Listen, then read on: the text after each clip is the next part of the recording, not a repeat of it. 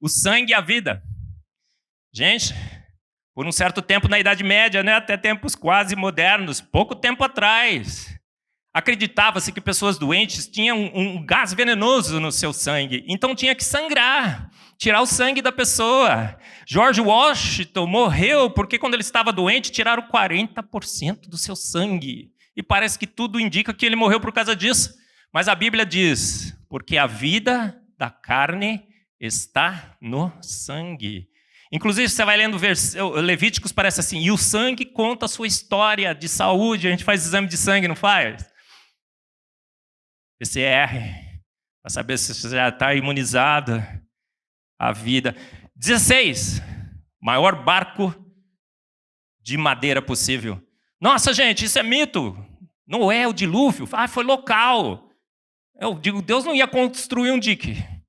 Não foi local, gente, foi global. O barco era pequenininho, não cabia os bichos. Gente, olha lá em Gênesis 6, 14 e 16, diz assim, olha, faça um barco, é um relato técnico, coloca betume para impermeabilizar, fantástico. E diz assim, construa o seu barco com a proporção 35:3. 35:3.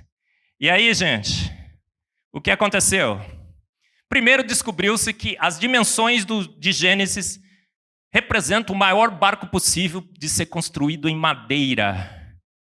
Deus. A gente fica lendo Gênesis e fala assim, por que Deus perdeu tempo para ficar dando detalhe técnico de barco, né? Dimensão e tudo mais. Ele falou assim, vão verificar e vão descobrir que é o maior barco possível de ser construído em madeira. Esse livro é ou não é digno de toda a confiança? Um barco imenso, em capacidade de acomodar bichos e gente, muito maior que o Titanic. Calcula-se hoje que apenas 30% a 40% da arca estava preenchida com os animais. 6.000, 7.000, 8.000 tipos básicos, porque a especiação não tinha começado ainda, pelo menos com muita intensidade. Aí foram descobrir também que será que o barco, nessa proporção 30/5/3, tem máximo conforto? Será que tem máxima estabilidade? Será que tem máxima resistência? Não. Todo engenheiro sabe que quando ele vai construir um navio, um avião, um carro, ele não pode maximizar uma única característica, ele tem que ter o melhor equilíbrio entre todas. E aí foram descobrir que as proporções da Arca de Noé está exatamente no centro, você está vendo aí? Exatamente no centro das 3 características. É o melhor compromisso entre conforto, estabilidade e resistência. Por que conforto? Tinha gente lá dentro, tinha animal. Por que estabilidade? Grandes ondas. Por que resistência? Fortes ondas. Incrível. Fontes do abismo. Marcos, não. Os Alpes e o Himalaia coberto por água? Gente, o mundo pré-diluviano era completamente diferente do mundo que vivemos hoje. A gente não tem a menor ideia, ninguém tirou foto, ninguém fez selfie. Os montes provavelmente eram menores.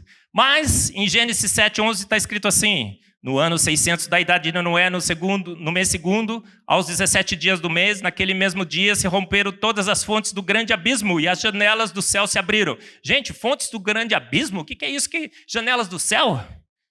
Sabe o que descobrimos recentemente? Entre 400 a 700 quilômetros na crosta e no manto terrestre. Aí já dá manto, né? Eu acho que havia, um grande oceano de água sob pressão, alta pressão e temperatura. Uma descoberta de um diamante aqui em Goiás confirmou isso, mas pesquisas sísmicas e tudo mais mostra que havia um grande oceano com muito mais água do que na superfície, sobre alta pressão e temperatura. O único continente, a Pangeia, se trinca durante o dilúvio. Essas fendas chegam nesse reservatório e o que acontece? Água sobre alta pressão e temperatura jorra. São abertas as portas do abismo. E esse vapor chega na nossa atmosfera, condensa e cai na forma de chuva. Número 18. Aí o pessoal fala assim, não, a cronologia de Gênesis, gente, tem gaps. Não posso acreditar, né? Adão, 7, não, tem gaps. Aquilo lá é uma descrição. Adão nem sequer é um ser real. Nem sequer ele está linkado com Cristo. Aí foram estudar a longevidade dos patriarcas e de todos os grandes que são descritos na Bíblia. É engraçado, você chega na Bíblia e fala assim, olha, e viveu tantos anos, e viveu tantos anos, e viveu tantos anos. Ele dá a idade de quantos anos todo mundo viveu. Ele fala, para que detalhes? Para quê? Para que eu quero saber quantos anos ele viveu? Gente, vocês estão vendo o gráfico aí? Até Noé, a longevidade era de 912 anos, na média. Matusalém viveu 969. Gente, se eu quisesse escrever um livro de mitologia, um livro que eu queria passar como ciência, mas não era, eu não colocaria 900 anos, porque todo mundo ia duvidar, né? Você fala, não, ele não pode ter vivido 900 anos. Mas quando chega em Noé, a longevidade vai caindo, vai caindo, vai caindo, vai caindo, vai caindo. Não é? Até recentemente a gente estava vivendo 30, 40 anos. É a ciência moderna que está recuperando um pouco a nossa longevidade. Deus é o autor e consumador da ciência. Mas aí foram fazer um cálculo, sabe o que acontece? Em Noé, por que a longevidade cai em Noé? Porque Noé agora é responsável por a sua família repovoar a terra. Mas até Noé já tinha várias gerações. Os defeitos genéticos já tinham se acumulado. Levíticos fala, não casa mais irmão com irmão, porque a Bíblia já sabia que os efeitos genéticos estavam se acumulando. E você não deve, então, casar com primo, não é? Tem gente que insiste em casa, mas não pode, não é? Não deveria, pelo menos.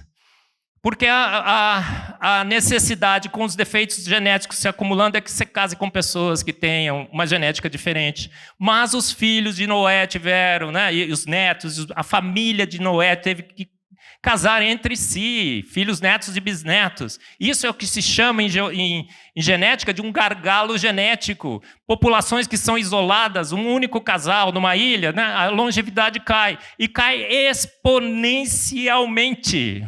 E o decaimento que é descrito na Bíblia segue um decaimento exponencial, estatisticamente verificado com uma confiança de 95%.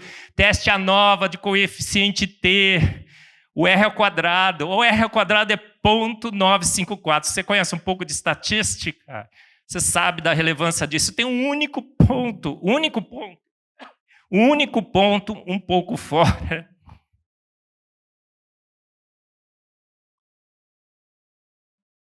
Pronto, voltou minha voz.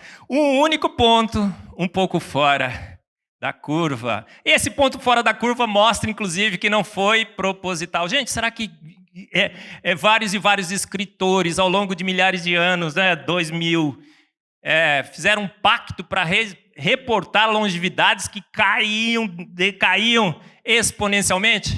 Eu sou um criacionista, essa espécie, né? Então, herege e um criacionista de terra jovem, o herege dos hereges. Por quê? Porque eu creio na Bíblia, eu creio na ciência. A ciência mostra que a cronologia bíblica é verdadeira. Verdadeira, estatisticamente confirmada. O universo velho que evoluiu por 13,7 bilhões de anos? Gente, será? O Adalto tem uma palestra no 2º Congresso Brasileiro do Design Inteligente, ele fala sobre isso. Pegamos o telescópio Hubble e apontamos para um ponto escuro do universo. E tiramos a foto da galáxia mais antiga, registrada pelo homem. Ela tem 13,4 bilhões de anos. 13,7 menos 13,4 dá 300 milhões de anos. Em 300 milhões de anos, o universo não tinha sequer estrelas ainda. Não deveria ter, ainda muito menos galáxias formadas, mas a galáxia está pronta, estruturada como as galáxias mais próximas da gente. Tinha água, elementos pesados. Gente, o universo foi feito pronto. Pelo poder da sua palavra. Deus disse, haja universo e bum, o universo se formou. É nesse Deus que eu creio. É nesse Deus que você crê também, não é? É nesse Deus jovem universitário brasileiro que você deve crer. É nesse Deus que as nossas igrejas devem anunciar nos seus sermões, nos seus congressos, nas suas conferências. Um Deus que fez pronto pelo poder da sua palavra. Um Deus que não se associa à ciência de homens.